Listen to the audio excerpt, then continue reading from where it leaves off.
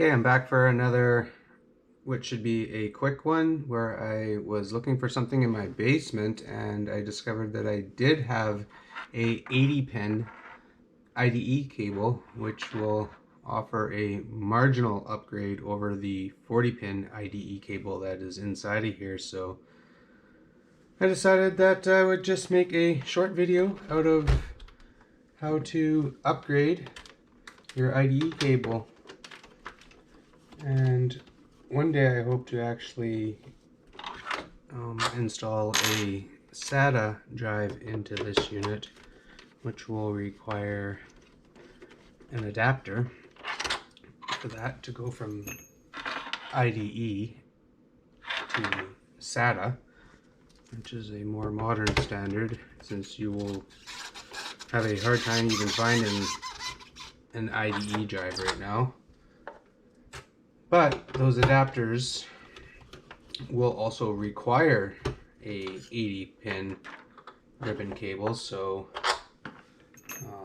this will be necessary to have if I decide to do that upgrade one day, which may depend on, honestly, how long the hard drive inside of here decides to live. So right now it seems to be fine, and I don't need to replace it for capacity reasons. So with those 6 screws out, this top cover should just come off like so. So this one here I actually already restored. I was inside of here just a couple of weeks ago, last week in fact, and did the restoration, which was before my first video, which was the other restoration that I did. So again, in here there's going to be 3 screws to remove, and there's one in the front corner of each side of the DVD drive, and then one underneath right here in the middle. That one's easy enough to get out. Those other 2, I will lift that tray out gently and keep them captive inside their holes. For now, I will unplug these connectors, because this all needs to come out of here, unfortunately, because the motherboard side of this connection is underneath the DVD drive. So in order to access that, all this needs to come out, which is actually not that difficult. Those 3 screws do release everything. Unplug the cables, and then yeah, so this old 40-pin, you can see there are only 40 cables on that one, whereas this one has 80. So it will actually offer a marginal upgrade over what is in here, even with the current hard drive. So an upgrade's an upgrade, right? So out with that, no longer need it, I hope. So this will be the next thing to check, will be the configuration, because these are keyed and they will only work a certain way.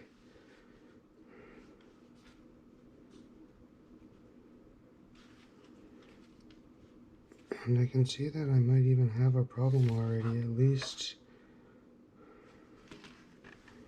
on the short end. As you can see, one of those holes is filled in, but it also looks like it is not being used on the motherboard. So I'm just going to see if everything plugs in. This is already, it feels like it might be backwards, but plugs in fine. This will be the short end, which will connect to the DVD. The longer end travels over to the hard drive. So with that in there, I want to try to route that a little bit. I'm not quite sure how yet. Okay, so it is actually facing in the... Yeah, see, this is what I was kind of afraid of, and they may have solved the problem the same way with these fancy bends on the OEM cable. So I need to now figure out how to fold this in a similar way, because already there is a difference where my cable comes off of this connector in that direction and this one goes in that direction. So this is going to require some manipulation of this cable to get it orientated with the key facing the top. So it needs to plug in like that in the back, which shouldn't be too difficult. I'm just going to get the tray in there so that it's in place and then see how difficult that wants to be.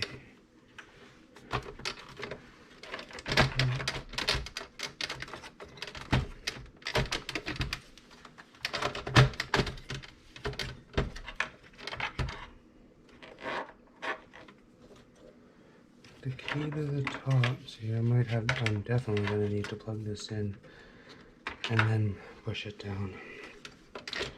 So that's what's going to be necessary here, is to actually just, this ain't going to be pretty. You might even want to shield your eyes and ask the kids to leave the room, because there are going to be some crimes committed here against this cable that not everyone will want to see.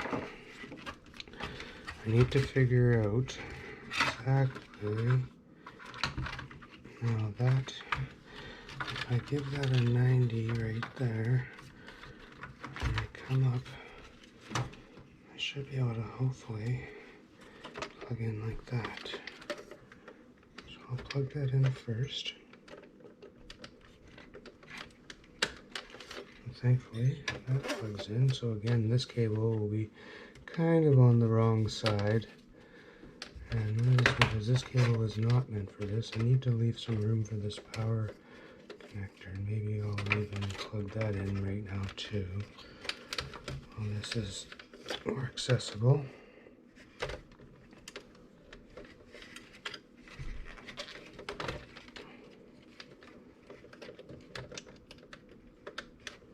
So, everything connected, hopefully I can just get this seat in there nicely. Yeah, so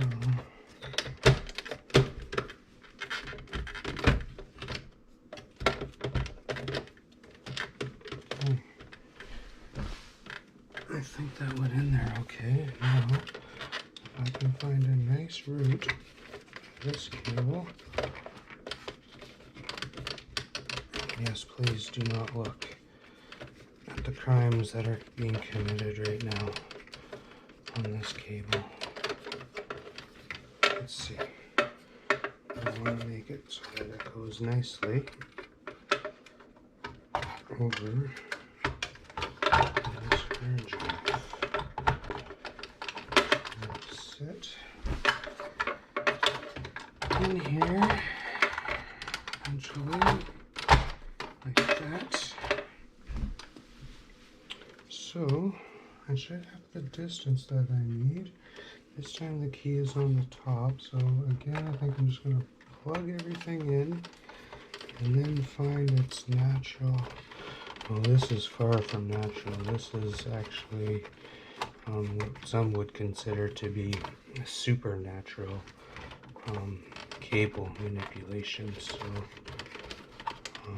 this was not intended to happen by anybody before.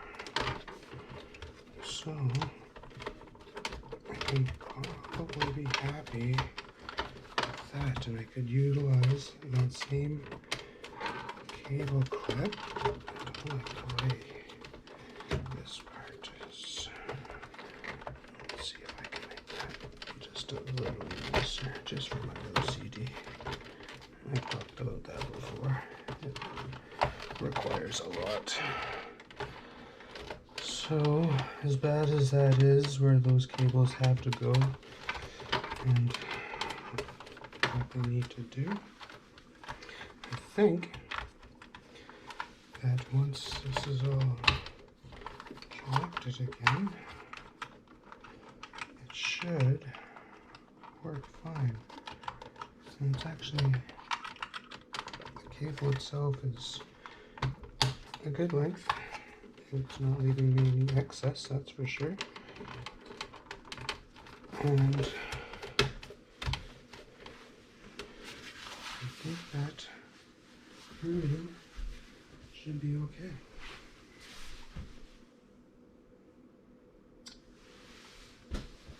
Just wanted to get a picture of that layout. So the power and data cables are connected to each. Again, yeah, I said this would be a quick video. This should, first, don't let me forget to fasten the 3 screws that hold these trays together. Like I was saying, it's handy to leave these front ones just in their holes. They seem to be held in there nicely. They're in a little bit of a dish that they sit, so when you remove them, you can just keep them in there if you're careful and remember that they are there. So that everything now should be able to just go back together.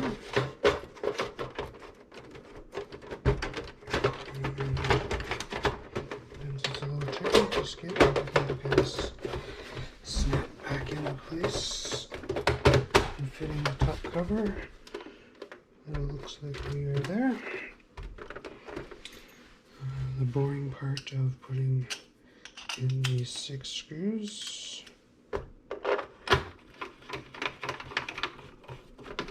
Hold everything together.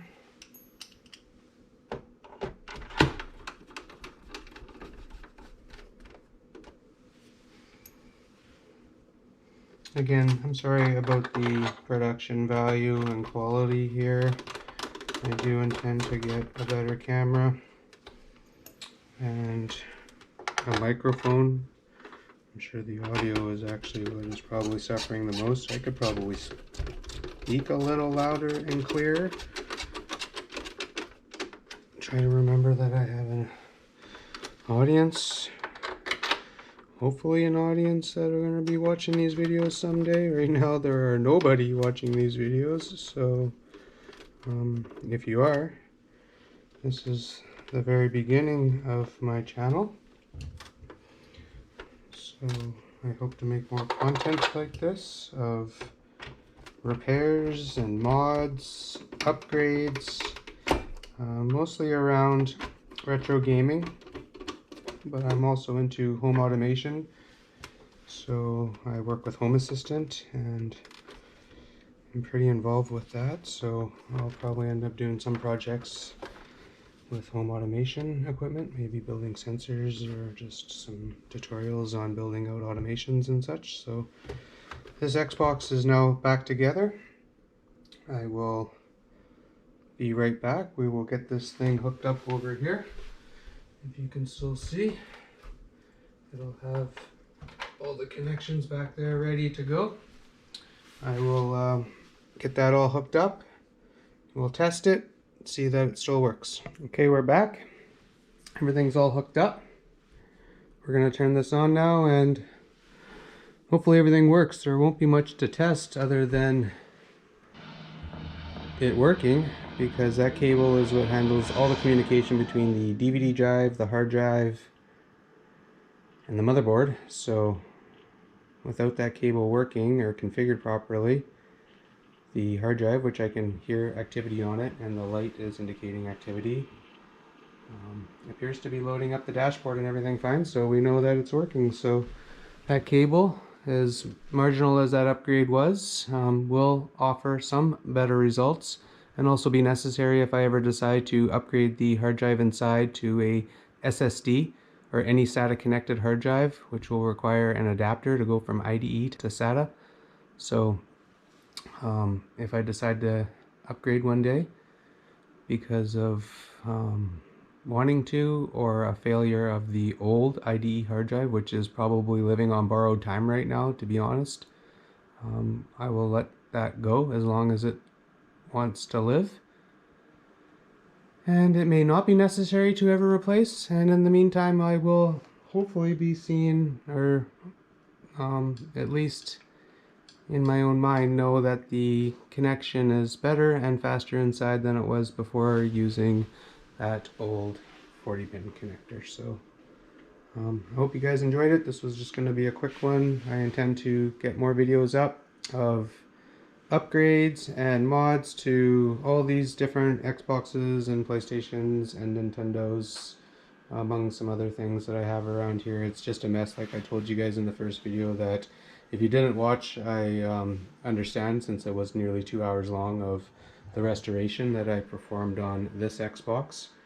I just made that video yesterday, so this is only now my second video, and all this is like a mess because I'm just getting this retro gaming area together. I have a mount ordered to mount my TV because it needs to be up and above these sensors and speakers and stuff. Right now, as you can see, you can't even see some of the menus and stuff that are required. And not sure what happened there. Still new with this camera and making videos, so I don't know if the stream stopped there. But again, I'm going to get that TV mounted higher so that it is above and tilted down, which I know is not ideal to have your TV up so high, but in this case, in this room, for these games, it's going to have to suffice and will be plenty good enough for us to be able to enjoy these games and mods, and hopefully make more videos of doing these mods and upgrades that I can share with you guys, and get to meet other cool people in this community that also enjoy the same things. So hope you guys enjoyed the video. I'll see you guys in the next one.